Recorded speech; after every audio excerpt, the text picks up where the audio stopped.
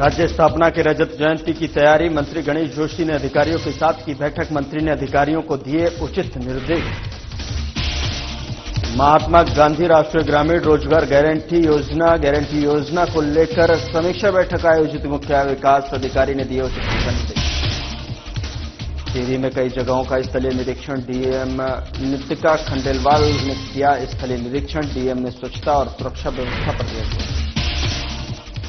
ऋषिकेश में चक्का जाम का दिखा असर, जबरदस्ती चल रहे वाहनों का किया जा रहा विरोध। बस अड्डा रेलवे स्टेशन पर यात्री परेशान।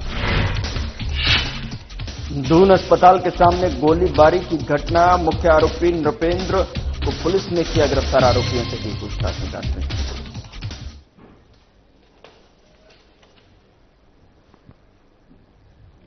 नमस्कार, मैं हूं आपके साथ गौरव राजेंद्र। बुलेटिन की शुरुआत करते हैं। सीएम पुष्कर सिंह धामी ने मुनस्यारी के दूरस्थ सीमांत गांव जो है मिलम में आईटीबीपी के वीर जवानों और स्थानीय जनता से मुलाकात की।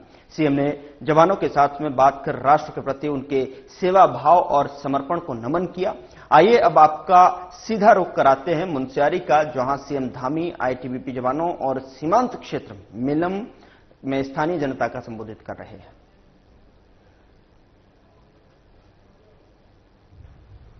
और कोई अवसर ऐसा जरूर हो कि जो हमारा ये सीमांत क्षेत्र है, सीमांत क्षेत्र के सीमांत क्षेत्रवासी और सीमांत क्षेत्र में जो आप सब राष्ट्र के प्रहरी जो 24 घंटे यहाँ पर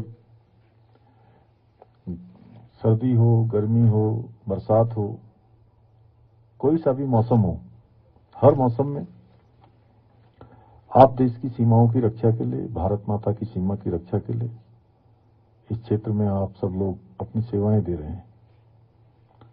सच में बड़ा कठिन है। मैं अभी राम भरत जी से पूछ रहा था यहाँ पर कि कितना तापमान चला जाता है, तो आपने बताया कि 14-15 डिग्री माइनस तापमान चला जाता है। ऐसे समय में यहाँ काम करना, यहाँ पर सेवा देना, सच में उसकी जितनी प्रशंसा की जाए वो कम है। और ऐसे कठिन क्षेत्रों में आप सबकी सेवा के कारण से ही आज हमारे देश की एकता, अखंडता, भारत की सुरक्षा आज पूरी मजबूती के साथ पूरे विश्व में एक अलग पहचान बना रही है। हमारे सीमा सुरक्षा बल हमेशा से अपने अदम्य साहस, पराक्रम और अपनी सेवा से हमेशा से भारत के तिरंगे को शान से लहराने का काम करते रहे हैं। देशवासियों का सीना हमेशा ऊंचा करते रहे हैं। आप सबको याद होगा एक समय देश का ऐसा भी था कि हमारे सैनिकों को, हमारे सीमा सुरक्षा बलों को तमाम प्रकार की जो बहुत सुविधाएं पहले ही मिल जानी चाहिए थी, वो नहीं मिल पाई थी। मैं भी एक सैनिक का बेटा हूं, फौजी का बेटा हूं। मैंने देखा है जो फौजी लोग हैं सीमावर्ती क्षेत्र में, चाहे हमारे सीमा सुरक्षा बल के हों, आईटीबीपी है, बीएसएफ है, सीआरपीएफ है, पैरामिलिट्री है, सब कितनी कठिन परिस्थितियों में काम करते हैं। उनके परिवारजन भी अनेक कठिनाइयों का और चुनौतियों का अपने जीवन में सामना करते हैं, लेकिन एक हौसला उनके अंदर, एक जज्बात, देश की सेवा, राष्ट्र की भावना, राष्ट्र प्रेम, वो उनको हमेशा कभी डिगने नहीं देता है। जब हमारे सैनिक, चाहे वो किसी सेना में हो, पैरामिलिट्री में हो, सेना में हो, जब वो जाते हैं तो उनके परिवार के पीछे बहुत सारी समस्याएं भी होती हैं। बच्चे अपने पिता के गले लगने के लिए व्याकुल रहते हैं, बूढ़े माँ बाप घर में होते हैं, लेकिन उसके बावजूद भी वो कभी पीछे मुड़कर नहीं देखते। उसकी जितनी प्रशंसा की जाए वो कम है। और हमारे प्रधानमंत्री श्री नरेंद्र मोदी जी के नेतृत्व में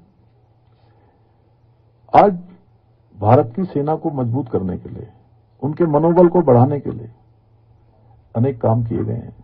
पहले के समय में सेना हो या पैरामिलिट्री हो, उनको अच्छे हथियार भी नहीं मिल पाते थे, अच्छे उनको उपकरण नहीं मिल पाते थे, अच्छे उनके बूट से लेकर तमाम प्रकार की जैकेट से लेकर जो कठिन स्थानों पर सेवा के लिए जरूरी चीजें थी वो भी नहीं मिलते थे। ये सब काम प्रधानमंत्री मोदी जी के आने के बाद सेना का मनोबल बढ़ा, उनकी सुविधाएं बढ़ी और मुझे भी सच में एक फौजी का बेटा होने के नाते, एक सैनिक परिवार में पैदा होने के कारण जो मैंने नजदीक से देखा है, मुझे भी गर्व होता है कि आज हमारे पैरामिलिट्री के लोग हों या सेना के लोग हों। अभी मैं 2 दिन पहले माणा में भी था, जहां पर हमारे सेना और उत्तराखंड सरकार का मिलकर वहां पर बहुत अच्छा कार्यक्रम महोत्सव बद्रीनाथ में किया जा रहा था। जिस प्रकार से उनके चेहरों पर आज सुकून है, एक संतोष का भाव है, मुझे भी गर्व होता है कि हम आदरणीय मोदी जी के नेतृत्व में आज देश के अंदर काम कर रहे हैं। भाइयों बहनों, मैं आप सभी को बहुत शुभकामनाएं देता हूं और ये क्षेत्र हमारा सामरिक रूप से बहुत महत्वपूर्ण क्षेत्र है। राज्य स्थापना की रजत जयंती के अवसर पर आयोजित होने वाले विविध कार्यक्रमों की तैयारियों को लेकर प्रदेश के कृषि, सैनिक कल्याण एवं ग्राम्य विकास मंत्री गणेश जोशी ने आज सचिवालय में विभागीय अधिकारियों के साथ बैठक की। बैठक में मंत्री जोशी ने कहा कि राज्य स्थापना दिवस हमारे गौरव, एकता और विकास यात्रा का प्रतीक है। इस अवसर पर होने वाले आयोजन राज्य के हर वर्ग को जोड़ने का माध्यम बने, इसके लिए विभागीय स्तर पर प्रभावी समन्वय किया जाए। और बैठक में मंत्री जोशी ने आगामी आयोजनों की रूपरेखा बताते हुए कहा कि 6 नवंबर को हल्द्वानी में पूर्व सैनिक सम्मेलन आयोजित किया जाएगा, वहीं 7 नवंबर को पंतनगर में कृषक सम्मेलन का आयोजन किया जाएगा। उन्होंने संबंधित अधिकारियों को निर्देश दिए कि दोनों कार्यक्रमों में प्रतिभागियों की सुविधा व्यवस्थापन और प्रचार प्रसार के लिए सभी तैयारियां समय पर पूर्ण की जाएं, ताकि कार्यक्रम राज्य स्थापना की भावना के अनुरूप सफलतापूर्वक संपन्न हो सके।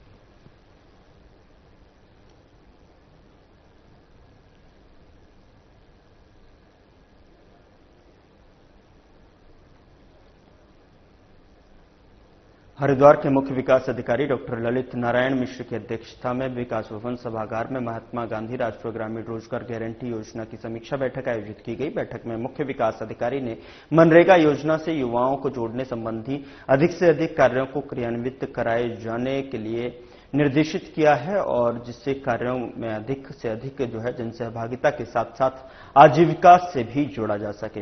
उन्होंने समस्त खंड विकास अधिकारियों को निर्देशित किया कि मनरेगा योजना और अन्य विभागों के साथ में बैठक कर प्रत्येक ग्रामों में सिंचाई सुविधा की व्यवस्था सुनिश्चित की जाए। उन्होंने अतिक्रमण के खिलाफ चिन्हीकरण कर सख्त कार्रवाई करने के निर्देश सभी खंड विकास अधिकारियों को दिए।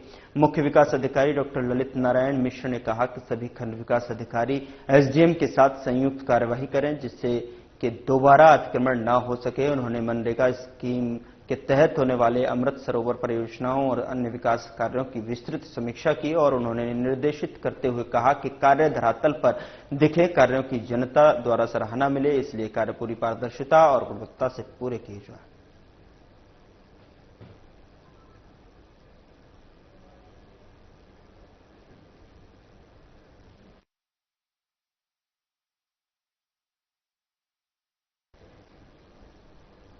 सीएम पुष्कर सिंह धामी ने पिथौरागढ़ में अंतर्राष्ट्रीय सहकारिता वर्ष 2025 के उपलक्ष्य में आयोजित सहकारिता मेला में शिरकत की और इस दौरान सीएम धामी ने विभिन्न स्टॉलों का अवलोकन किया, विभिन्न योजनाओं का भी शिलान्यास किया। कार्यक्रम में केंद्रीय राज्य मंत्री अजय टम्टा, विधायक बिशन सिंह चौफाल भी उपस्थित रहे। आइए अब आपको सीधे ले चलते हैं पिथौरागढ़, जहां सीएम धामी कार्यक्रम में उपस्थित जनसमूह को संबोधित कर रहे हैं। स्वर्गीय लक्ष्मण माधवराव इनामदार जी को भी नमन करता हूं। ये मेरे लिए अत्यंत हर्ष का विषय है कि मुझे इस मेले के माध्यम से आप सभी के बीच में उपस्थित होने का अवसर प्राप्त हुआ।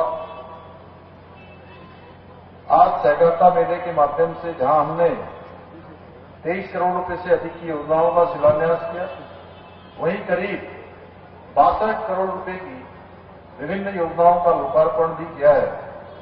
ये सभी योजनाएं आने वाले समय में हमारे पिथौरागढ़ जनपद के विकास में एक मील का पत्थर साबित होंगी।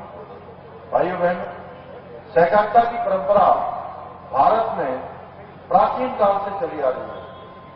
सहकारिता में स्पर्धा की बजाय सहयोग की भावना रहनी चाहिए, क्योंकि सहकारिता किसी भी पर उपकार नहीं है, बल्कि एक दूसरे को स्वावलंबी बनाने का कार्य है। आज की नई पीढ़ी के लिए हमारी ये सहकारिता का महत्व अत्यधिक बढ़ गया है, क्योंकि आज की पीढ़ी, आज की जो नई पीढ़ी है, वो जल्दी से जल्दी स्वावलंबी बनना चाहती है, अपने पैरों पर खड़ा होना चाहती है और स्वयं स्वरोजगार को आगे बढ़ाना चाहती है। और आज के इस आधुनिक और प्रतिस्पर्धी युग में सहकारिता का जो महत्व है, पहले से और कहीं अधिक हो गया है। इसी को देखते हुए संयुक्त राष्ट्र संघ ने वर्ष 2025 को अंतर्राष्ट्रीय सहकारिता वर्ष घोषित किया है, ताकि वैश्विक सहयोग को बढ़ावा देकर सतत विकास के लक्ष्यों को प्राप्त किया जा सके। हमारे देश में भी सहकार से समृद्धि के स्वप्न को साकार करने के लिए आज प्रधानमंत्री श्री नरेंद्र मोदी जी ने ऐतिहासिक कदम उठाते हुए देश के अंदर अलग सहकारिता मंत्रालय का गठन करने का निर्णय लिया। आज आदरणीय अमित शाह जी के नेतृत्व में ये मंत्रालय देश में सहकारिता आंदोलन को और अधिक मजबूत करने के लिए एक अलग प्रशासनिक, कानूनी और नीतिगत ढांचा तैयार कर रहा है। भाइयों बहनों, प्रधानमंत्री जी के मार्गदर्शन और उनके सहयोग और उनकी प्रेरणा से हमारी सरकार भी राज्य में सहकारिता को जन जन तक पहुंचाने के लिए कई कदम उठा रही है। इसी का परिणाम है कि पूरे देश में बहुउद्देशीय सहकारी समितियों के कंप्यूटरीकरण के कार्य की शुरुआत उत्तराखंड से ही हुई है। आज प्रदेश की सभी 671 सहकारी समितियों के कंप्यूटरीकरण का कार्य पूरा हो चुका है। इसके अलावा आज हमारी 24 औषधियां जन औषधि केंद्र के रूप में, समितियों के रूप में भी कार्य कर रही है, जिनमें ग्रामीण जनता को सस्ती और गुणवत्तापूर्ण दवाइयां सस्ते दामों पर मिल रही हैं। इतना ही नहीं, हमने 640 समितियों को कॉमन सर्विस सेंटर के रूप में भी विकसित किया है। अब ये समितियां केवल ऋण देने तक सीमित नहीं है, बल्कि बीमा, पेंशन, बिजली बिल भुगतान, आधार सेवाएं सहित अनेक डिजिटल सेवाएं प्रदान कर रही हैं। इसके अतिरिक्त मुझे बताया गया है कि हमारे 13 जिलों में कुल 5,511 समितियों में से 3,838 समितियों का डेटा राष्ट्रीय सहकारी डेटाबेस पर अपलोड कर दिया गया है। इससे राज्य की सभी सहकारी समितियों की समस्त जानकारी एक पारदर्शी तरीके से हमारे समक्ष उपलब्ध रहेगी। इतना ही नहीं, हमारी सरकार ने फरवरी 2023 से अब तक 800 नए पैक्स, 248 नई डेयरी समितियां और 116 मत्स्य समितियां गठित की हैं। इसके अलावा उत्तराखंड सहकारी संघ द्वारा मिलेट मिशन योजना के अंतर्गत, जहां पिछले वर्ष किसानों से मंडवा की खरीद एमएसपी 42 रुपये 90 पैसे प्रति किलो की दर से की गई, वहीं इस वर्ष किसानों को और अधिक लाभ पहुंचाने के लिए मंडवा की खरीद को 48 रुपये 86 पैसे प्रति किलो की दर से की जा रही है। यही नहीं, हमारी सरकार द्वारा पंडित दीनदयाल उपाध्याय किसान कल्याण योजना के अंतर्गत, जहां किसानों और स्वयं सहायता समूह को पशुपालन, दुग्ध व्यवसाय, मछली पालन, फूलों की खेती जैसे कृषि कार्यों के लिए 5 लाख रुपए तक का ब्याज मुक्त ऋण उपलब्ध कराया जा रहा है। उधर एसपी रेखा यादव के निर्देशन में पिथौरागढ़ पुलिस टीम द्वारा लगातार आमजन को जागरूक करने को लेकर अभियान जारी है और इसी क्रम में आगामी 31 अक्टूबर को मनाई जाने वाली सरदार वल्लभ भाई पटेल की 150वीं जयंती के उपलक्ष्य में प्रभारी निरीक्षक कोतवाली डीडी हाट संजय जोशी के नेतृत्व में कोतवाली डीडी हाट पुलिस द्वारा जन जागरूकता कार्यक्रम आयोजित किया गया और इस दौरान पुलिस टीम ने रामलीला मैदान डीडी हाट में स्थानीय नागरिकों और नगर पालिका कॉम्प्लेक्स डीडी हाट में नारायण नगर डिग्री कॉलेज की छात्र छात्राओं और स्थानीय जनता को सरदार वल्लभ भाई पटेल के जीवन के परिचय कार्यों और विचारों के संबंध में जानकारी दी है। साथ ही सभी से लौह पुरुष के आदर्शों पर चलने की अपील भी की गई और पुलिस ने उपस्थित नागरिकों और छात्र छात्राओं को साइबर अपराधों से बचाव, नशे के दुष्परिणाम और सुरक्षित सामाजिक जीवन से संबंधित महत्वपूर्ण जानकारी भी प्रदान की।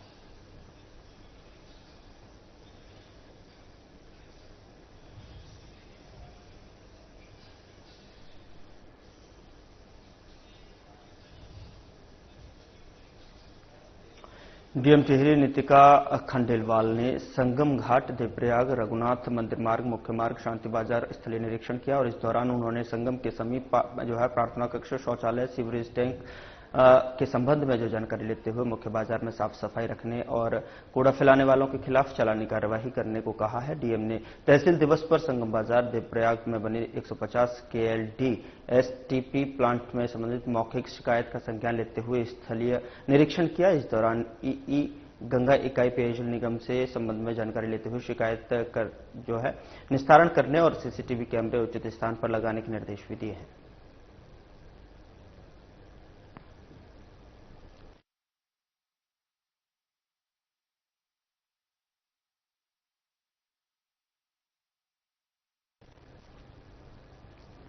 उधर 7 सूत्रीय मांगों को लेकर कमर्शियल वाहन चालकों ने एक दिवसीय अपने वाहनों का चक्का जाम किया और चक्का जाम को सफल बनाने के लिए चालक जगह जगह सड़कों पर उतरे और जबरदस्ती कमर्शियल वाहन चलाने वालों का विरोध कर रहे हैं। इंद्रमणि बड़ौनी चौक पर चालक खासतौर पर डटे हुए हैं जो हरिद्वार की ओर से आने वाले पहाड़ पर जाने की कोशिश कर रहे हैं, कमर्शियल वाहनों को रोक रहे हैं।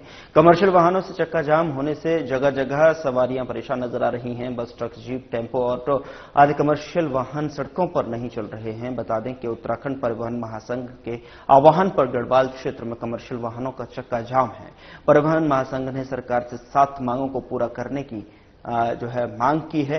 इन 7 मांगों में 6 मांगों पर परिवहन सचिव के साथ बैठक कर सहमति बनी है, लेकिन ऋषिकेश में ARTO कार्यालय में ऑटोमेटिक टेस्टिंग सेंटर के शुरू नहीं होने पर परिवहन कारोबारी नाराज हैं। इसलिए चक्का जाम कर मांग पूरी करने के लिए सरकार पर दबाव बनाने की कोशिश की जा रही है। चालकों का कहना है कि यदि उनकी मांग पर सरकार ने ध्यान नहीं दिया तो चरणबद्ध तरीके से आंदोलन को आगे बढ़ाया जाएगा। संघ का चक्का जाम था। इनकी जायज मांगों को देखते हुए हमारी जयबद्री विशाल ई ऑटो यूनियन वेलफेयर सोसाइटी के द्वारा पूर्ण समर्थन दिया गया है ताकि इनकी जायज मांगों को मान्य करना चाहिए सरकार ने। हम यही चाहते हुए हमारे सभी सदस्य एकत्रित हुए हैं और पूर्ण सहयोग है चक्का जाम में हमारा। और इस बीच बड़ी खबर का रुख करते हैं। मुनस्यारी में मुख्य प्रमुख का प्रातःकाल, मुख्य सेवक का प्रातःकाल भ्रमण। मुनस्यारी में मुख्य सेवक निकले सुबह की सैर पर। प्रातःकाल भ्रमण के दौरान सीएम धामी का आत्मीय अंदाज। रोडवेज बस स्टेशन पर स्थित प्रसिद्ध हीरा टी स्टॉल पर पहुंचे, जहां आईटीबीपी जवानों, स्थानीय और अपने पुराने दोस्तों के साथ गुड़ वाली चाय की चुस्कियां ली। स्थानीय जनता की पूछी कुशलक्षेम, सरकार द्वारा संचालित विकास परक और जनकल्याणकारी योजनाओं का फीडबैक भी दिया। मुनस्यारी एक सुंदर संभावनाओं से भरपूर पर्यटन स्थल है।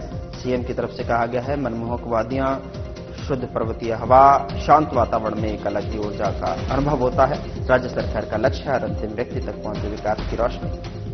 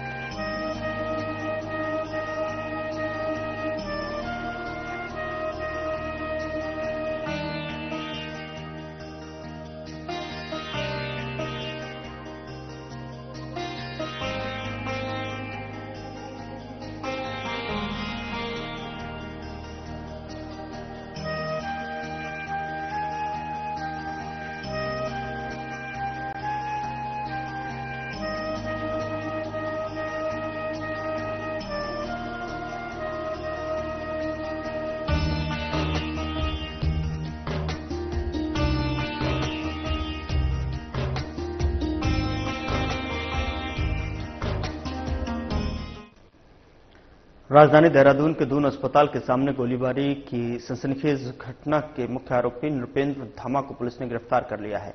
बता दें कि मामले में पुलिस पहले ही 5 आरोपियों को जेल भेज चुकी है। बता दें कि गोलीकांड घटना से पहले कैनाल रोड स्थित सरकारी कैंटीन पर पैसों के लेन देन और महिला पर अभद्र टिप्पणी को लेकर उनका काव्यांश धामा, रोहन आर्य और विशाल तोमर से विवाद हुआ था। इसी रंजिश के चलते काव्यांश धामा के पक्ष में एक अज्ञात व्यक्ति ने दून अस्पताल के बाहर दीक्षांत राणा को गोली मार दी और मौके से फरार हो गया। घटना के मास्टरमाइंड नृपेंद्र धामा और काव्यांश धामा घटना के बाद से ही फरार चल रहे थे। उसकी गिरफ्तारी के लिए पुलिस टीमें लगातार उनके सभी संभावित ठिकानों पर दबिशा दे रही थीं और पुलिस टीमों के प्रयासों के परिणाम स्वरूप मुखबिर की सूचना पर पुलिस टीम ने आरोपी को आईटी पार्क के पास से धर दबोचा।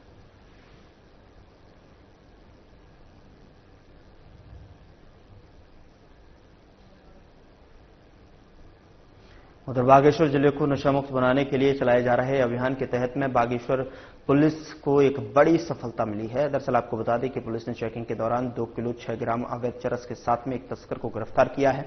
बरामद चरस की अंतर्राष्ट्रीय बाजार में अनुमानित कीमत करीब 4 लाख रुपए बताई जा रही है। पुलिस अधीक्षक चंद्रशेखर घोड़के ने बताया कि जिले में अवैध मादक पदार्थों की तस्करी पर लगाम लगाने के लिए यह अभियान लगातार चलाया जा रहा है।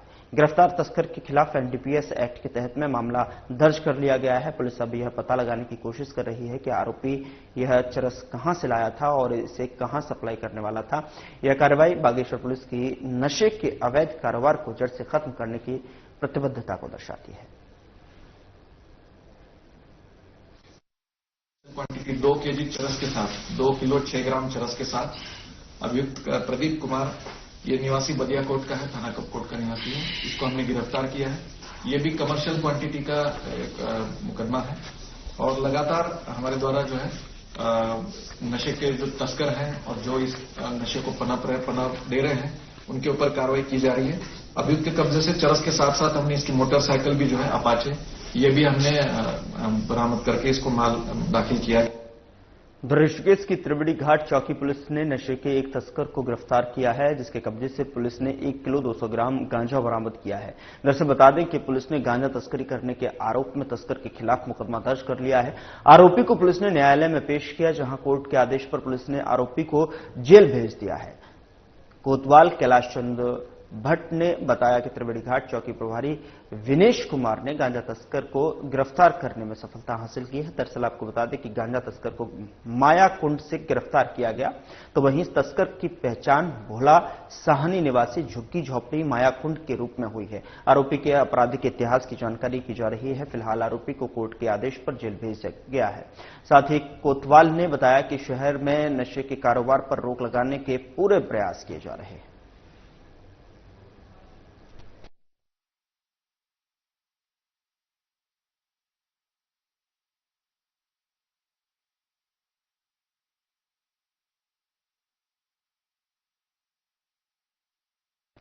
और इस बीच बड़ी खबर का रुख करते हैं। बड़ी खबर एकता नगर से आ रही है, जहां पर सरदार पटेल की जयंती पर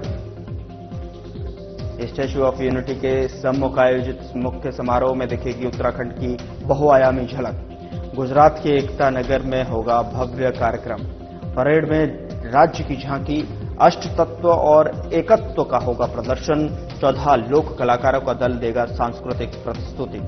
झांकी में देवभूमि के आध्यात्मिक और प्राकृतिक वैभव और संस्कृति और प्रगति के विभिन्न आयामों को किया जाएगा उजागर। राज्य की समृद्धि, सांस्कृतिक विरासत पर आधारित कार्यक्रम प्रस्तुत करेगा कलाकारों का दल।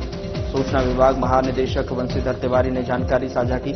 स्टैच्यू ऑफ यूनिटी के सम्मुख आयोजित राष्ट्रीय स्तर के मुख्य समारोह में उत्तराखंड को प्रतिभाग करने का गौरव मिला है। गृह मंत्रालय भारत सरकार की विशेषज्ञ समिति ने चयन किया।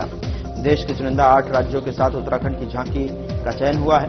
8 तत्वों की समरसता और एकता की भावना का प्रतीक राज्य की झांकी अष्ट तत्व और एकत्व में दिव्य धार्मिक स्थलों, प्राकृतिक सुंदरता, सांस्कृतिक समृद्धि, सतत और समग्र विकास के प्रति प्रगतिशील दृष्टिकोण को प्रदर्शित किया जाएगा। नोडल अधिकारी एवं सूचना विभाग के संयुक्त निदेशक KS चौहान के निर्देशन में झांकी का निर्माण किया। झांकी और कलाकारों की सांस्कृतिक प्रस्तुति को लेकर सभी तैयारियां पूरी की हैं, के.एस. चौहान की तरफ से कहा गया है। जहां पर एकता परेड में कलाकार उत्तराखंड की पारंपरिक लोक नृत्य की प्रस्तुति देगा।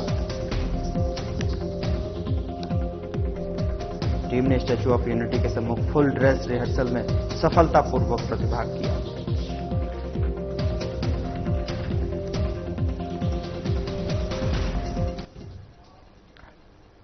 फिलहाल बुलेटिन में इतना ही। नमस्कार।